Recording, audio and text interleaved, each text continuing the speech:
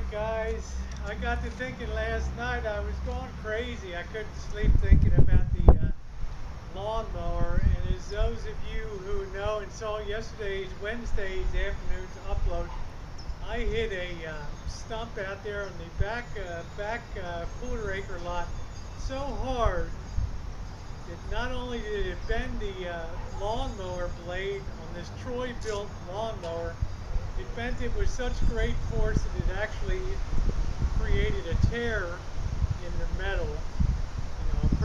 Almost a totally clean break, and I'll show you in a little bit.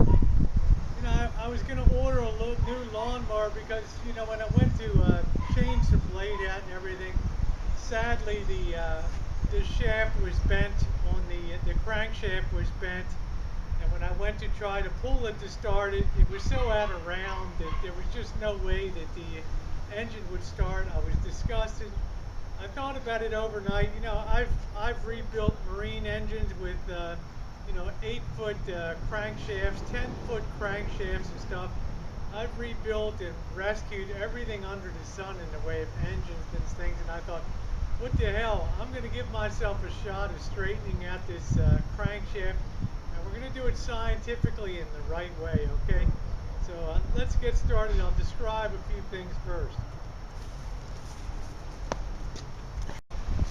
Okay guys, I wanted to give you the head-on view of the blade, and you can see it gets awful ugly up the right-hand side here.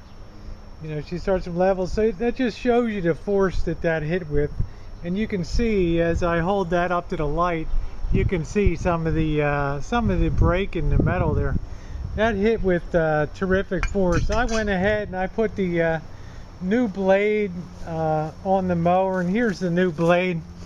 And when I went to cinch her up there, that shaft was so out of round that the blade was hitting on the side of the shroud there. So thinking overnight, I thought, okay, I'll give it a shot. I've straightened shafts before on huge marine engines, 10, 16-foot camshafts and crankshafts and stuff. What the hell? I can give it a shot. So the first thing I had to do was get her up. The first thing I got to do is get her up on the side, and we got to get it to the point where I don't have a dial gauge to tell me, out of roundness and all that. So we have to sort of improvise and make one up here, as you'll see. So bear with me. Okay guys, the trick when you're straightening a shaft is you've got to really be able to judge where it's out of round. And I put a platform up here of a couple blocks up here, and I'm going to put this on macro mode. It might help a little bit.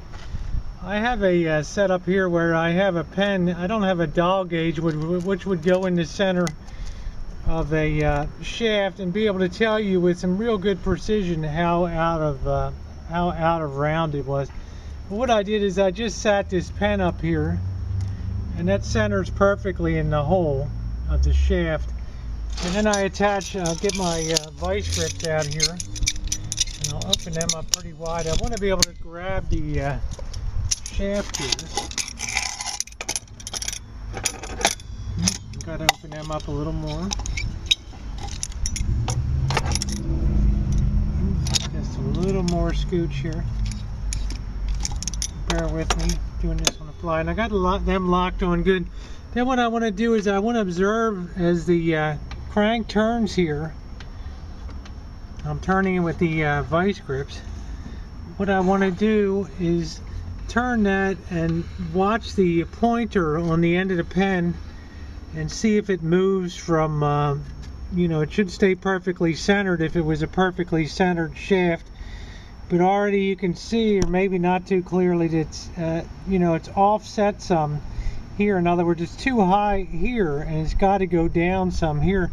So what we're going to do now is we're going to move the pen out of the way, and we have a 10-pound maul here, and we're going to hit the end of that shaft once, and we're going to give a spin here.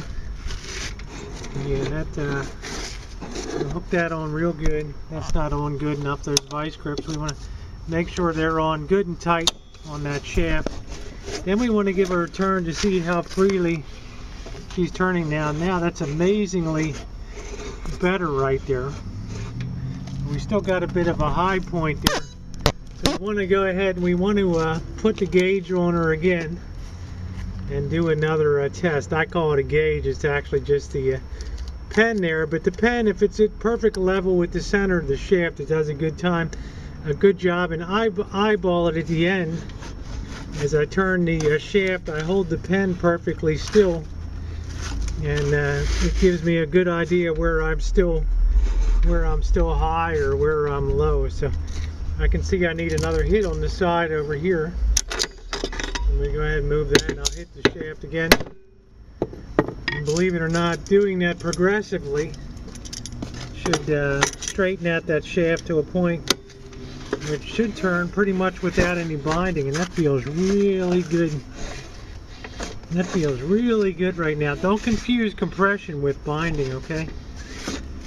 An internal combustion engine is going to have a spot where it's hard to turn as you're compressing the piston up the cylinder there. Give that one more whack there.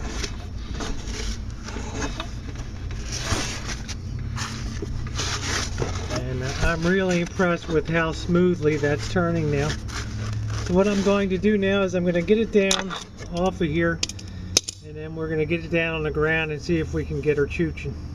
Okay guys, now yesterday, as you saw when I was outside and I tried to crank and start her, it was impossible to pull on the cord without pulling the whole mower up, because it was so bound and it was so out of round. It was crazy. So we're now going to give it a test. I'm not going to pretend I didn't do this before I turn the camera on here, but for the sake of you guys, we'll see if we get her chooching. And I'll sit that up there. Oh, let's try another pull. Alright,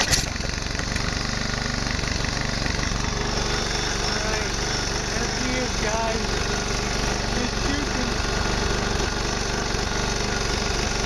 You know, she's sounding pretty good.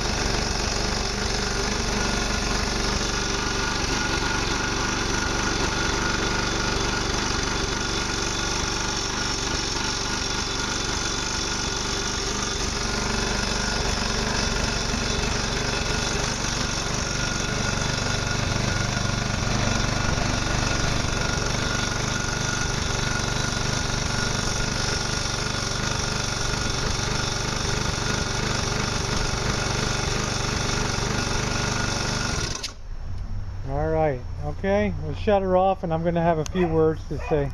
Well, I'm pretty happy the way she's running, but that's not the whole ball game there, because there was some collateral damage done when that mower hit that stump, besides taking out the blade that you see over here and how screwed up that blade is. I'm going to put this on macro mode a second, and if you look at this blade adapter that goes on the end there, the blades go on that side, and it has a couple raised portions here that help sort of form like a keyway, that the blade has two cutouts that go on there and the center cutout.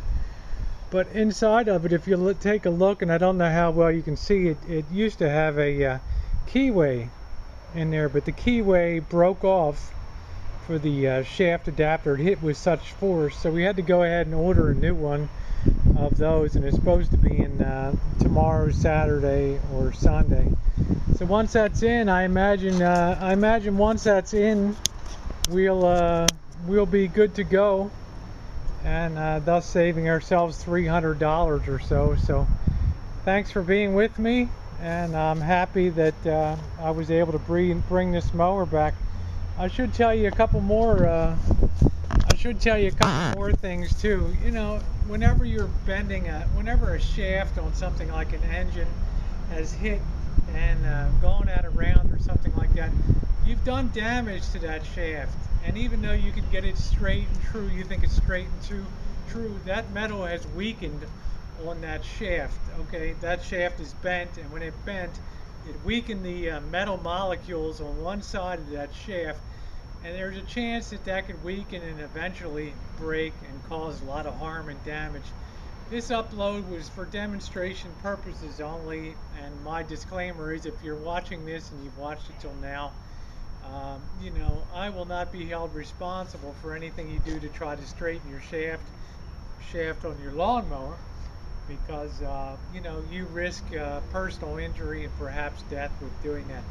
I'm cheap, okay? I don't like to spend money I don't have, so, but just be forewarned. You know, a lot of lawnmower repair shops are reputable, and by law, they're not even allowed to repair those shafts because they want that engine to be as strong and dependable as possible. Is it possible to straighten a lawnmower shaft and get it running again? Yesterday, yes, sir, it is. You saw me yesterday. I pulled on that cord. I couldn't even get that engine to turn. That's how out of round it was.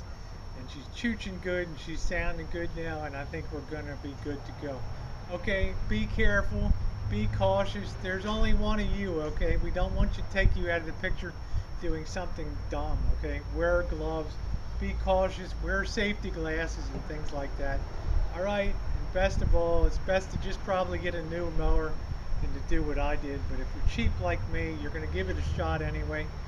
The trick is get something that you can put on the end of that shaft, a pointer, a pen, get it perfectly aligned with the height of the center hole where the bolt goes. Turn the engine, turn the blade, turn the shaft by hand. Watch carefully the high sides and the low sides. Take a couple medium whacks on it. See if you can get her straightened out, okay? It was worth it to me. Thanks for watching, guys.